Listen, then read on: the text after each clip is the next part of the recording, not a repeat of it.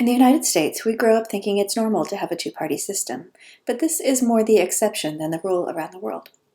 Most countries have 4 or 5 main political parties, and some have many more. In this video, I describe 3 ways we evaluate party systems. This is the configuration of all political parties in a country. Specifically, I'll talk about the number, volatility, and polarization of parties. I will also briefly discuss coalition politics in multi-party democracies. So the number of parties that gain seats in parliament varies widely from country to country. When we talk about the number of parties in a country, we generally talk about which parties have seats in the legislature, and we generally talk just about the largest parties that have representatives. For example, there are 10 parties with seats in the British House of Commons, but only 3 of those have more than 5% of the seats.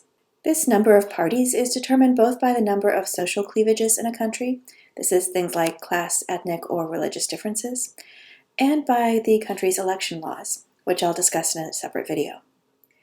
There's no ideal number of parties. The right number is the number that reflects the important groups and divisions in society. Countries that have a large number of political parties typically manage politics through coalitions. There are 2 types of coalitions: pre-election coalitions and governing coalitions. Parties form pre-election coalitions when they want to remain as separate organizations, but run together with like-minded parties on a single candidate list. Sometimes the reason for this is regional politics. For example, in Germany, the Christian Democratic Union has a long-standing election coalition with the Christian Social Union. The CSU operates only in Bavaria, while the CDU runs candidates in the rest of the country. In other countries, election coalitions are a strategic move by smaller parties that want to make themselves more competitive. For example, in Italy, parties tend to run either as part of a center-left or center-right election coalition. When no single party gains a majority of seats in parliament in an election, the party with the most seats gets the first opportunity to form a coalition government.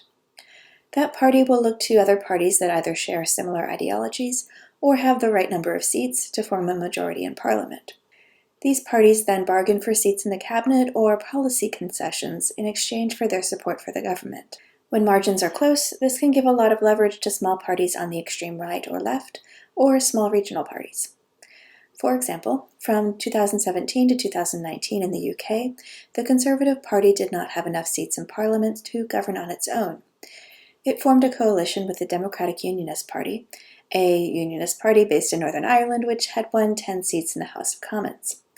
This made the issue of the status of Northern Ireland particularly sensitive during Brexit talks. In most countries with many parties, however, governments will form larger coalitions so that the loss of one partner does not undermine the whole coalition. There are 30 parties with representatives in Brazil's Chamber of Deputies, and they have formed a governing coalition of 11 parties. Finally, some countries form what are called grand coalitions, which are made up of the 2 or more largest vote-getters in parliament. For example, in Germany, the Christian Democrats and Social Democrats have governed together through a grand coalition since 2013. Volatility refers to the turnover of political parties. Essentially, do the same parties run year after year? That's low volatility. Or do new parties form for each election? That's very high volatility. High volatility is generally bad for democracy because it reduces accountability. When different parties, which may simply reflect slightly different groups of the same politicians, run in each election, it's difficult to hold them responsible for their past actions. For example, Silvio Berlusconi ran as the head of Forza Italia starting in 1993, then formed a party called the People of Freedom in 2007, but reformed Forza Italia again in 2013. Of the 11 parties in the Italian parliament, 5 were founded in the past decade. Volatility tends to be extremely high in new democracies, as many new parties form and dissolve in rapid succession. In some democracies, party systems will become more stable over time. For example, in Poland, 30 parties gained seats in parliament in the 1991 elections, but just 7 in the 2001. Having a smaller number of ideologically coherent parties tends to make it easier for voters to choose among them, but party system institutionalization of this kind is by no means guaranteed. In addition, extremely low volatility can also be problematic for democracy because it could indicate that new ideas and groups are not being integrated into the political system.